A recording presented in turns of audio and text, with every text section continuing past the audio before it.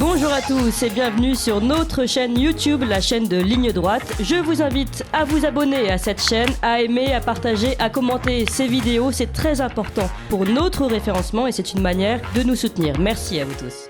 Bonjour François Bousquet. Bonjour Clémence. Vous êtes rédacteur en chef de la revue, la très bonne revue Éléments et directeur de La Nouvelle Librairie. Et aujourd'hui, vous nous parlez de Jean-Luc Mélenchon. Oui, exact. Oui. Qui est un hologramme et pas un programme, selon vous. Oui, un hologramme et pas un programme. Et un magicien aussi, un magicien électoral qui transforme les défaites en victoires. Je demande aux Français de m'élire Premier ministre. Rêvant d'une improbable cohabitation, il a lancé une OPA sur la gauche, la fusion dans la confusion, l'acquisition dans la débandade. En bon jargon corporate, sa nouvelle union populaire, écologique et sociale, c'est une opération de scalping. Le scalping, c'est la guerre éclair telle que la conçoivent les traders. Pour le coup, les insoumis ont soumis la gauche en lui offrant une poignée de circonscriptions aux législatives, autant de lots de consolation pour tous ceux qui ont été à Canossa, s'agenouiller devant le commandeur des croyants, le tchèque des insoumis, le grand mufti de Marseille, l'imam de l'islamo-gauchisme, j'ai nommé Jean-Luc Mélenchon. Elles n'y auront coûté que 30 deniers, et car il faut toujours acheter à la baisse. À 21,95%, tout le monde défile devant vous. Les Verts en faillite, les socialistes en déroute, les communistes en péril d'extinction. Belle revanche pour celui qui n'a jamais caché un fond d'amertume et qui a réussi le tour de force de mettre au garde à vous de vieux libertaires qui ont ravalé leur ni Dieu ni maître. Dieu, ils l'ont trouvé dans les banlieues de l'islam où l'appel du muezzin a appelé à voter Mélenchon. Et maître, ils l'ont subi dans le caporalisme du même Mélenchon. Sans son charisme, on se demanderait comment Mélenchon parvient à coaguler toutes les forces centrifuges qu'il a réunies autour de lui. Aymeric Caron qui n'aime pas la viande, l'écarté Taha Bouaf qui ne l'aime que halal, Fabien Roussel qui ne l'aime que saignante et Alice Coffin qui ne l'aime que sanglante. On cherche en vain des dénominateurs communs et on ne trouve qu'un seul, l'opportunisme. Je rêve d'un débat entre Alice Coffin et Ouria Boutelja, lesbianité et islamité. Que 2017 semble loin. À l'époque, Mélenchon se déhanchait sur des rythmes latinos, le populisme d'Ernesto Laclau, une sorte de zapatisme tropical à Paris-Plage avec la voix éraillée de Raquel Garrido. LFI accomplissait la synthèse du bonnet phrygien et du bonnet péruvien avec Mélenchon en tête de gondole dans les habits d'un Chavez sur scène. Il pouvait alors jouer aux leaders minimaux, pas aux leaders maximaux, avec la promesse d'une 6e république citoyenne et kolkhosienne. En 2022, la géographie du mélenchonisme a changé.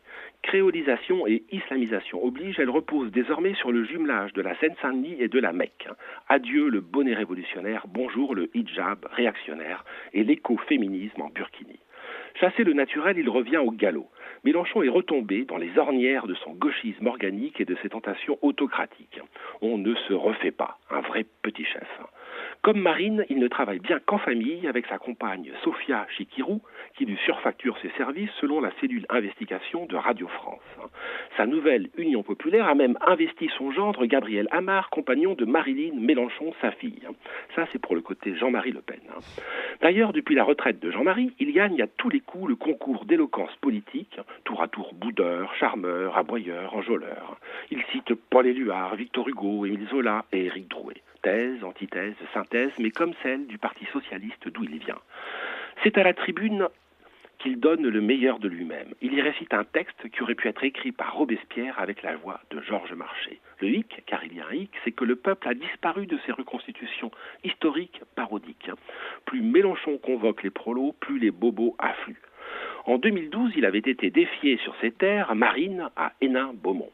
Mais la working class blanche lui a adressé alors une claque magistrale. Depuis, il zouk avec la compagnie créole, sauf le vendredi, jour de la prière. La France périphérique l'ayant snobé, il a jeté son dévolu sur les populations qui se trouvent des deux côtés du périphérique, selon la recette Terra Nova. Mélenchon surperforme, comme disent les sondeurs, dans les grandes villes, les banlieues de l'islam, les DOM, les catégories populaires et intermédiaires des régimes spéciaux, les intermittents du spectacle, le corps enseignant, les intellos précaires, les créatifs culturels, les étudiants qui végètent à la fac, plus la fameuse génération climat, celle qui a réglé sa montre sur New York ou Berlin et prend l'avion aussi souvent que dans un film de Cédric Clapiche. Voici donc un électorat surdiplômé. Avec cela, on ne sera pas surpris que 800 universitaires aient appelé à voter Mélenchon. Telle est la gauche brahmane, selon le mot de ce charlatan multirécidiviste Thomas Piketty. Piketty est un peu économiste, un peu astrologue, un peu fumiste, un peu mari violent. Demandez d'ailleurs à Aurélie Filippetti qui avait déposé plainte contre lui pour violence conjugale. Dans l'Inde traditionnelle, les brahmanes représentent la caste la plus élevée, celle des prêtres et des intellos. Piketty ne croit pas si bien dire. Le gauchisme est une aristocratie sacerdotale qui ne fait même plus semblant de s'intéresser aux intouchables, ces hors-castes qui votent Marine Le Pen. C'est étonnant et révélateur que Piketty ait recouru à cette comparaison des brahmanes. Forts de leur peau blanche, les brahmanes méprisent les peaux cuivrées. Ils sont foncièrement hiérarchiques, inégalitaires et ne conçoivent le monde que sous l'angle de la pureté, eux, et de l'impureté, les autres. Les Mélenchoniens vivent dans un Jurassique Marx, parc à thème où chacun vient avec son déguisement, qui en communard, qui en marin de Kronstadt, qui en Gavroche façon Netflix, qui en suffragette, qui en guerrier rosapatiste, qui en djellaba. La gauche adore ces simulacres fétichisés et ces liturgies embaumées. Le mausolée Lénine est son modèle. Elle est incapable de s'avouer ce qu'elle est devenue. Pudibonde, liberticide, cagotte, pharisienne, macartiste.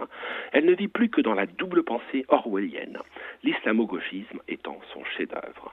Dans 1984, la double pensée permet d'abolir les contradictions, être et ne pas être en même temps, comme dit l'autre. Exemple de double pensée, l'antiracisme qui autorise le racisme anti-blanc. Autre exemple, le sexe qui n'existe pas, sauf chez les trans, etc. Karl Marx disait que l'histoire se répète toujours deux fois. La première fois comme tragédie, la seconde fois comme farce. Grâce à Mélenchon, on sait qu'elle se répète une troisième fois comme farce et attrape. Merci beaucoup François Bousquet. Vous appréciez cette émission? Alors aidez Radio Courtoisie à en produire d'autres, en indépendance totale. Rendez-vous sur soutenir.radiocourtoisie.fr. Merci d'avance.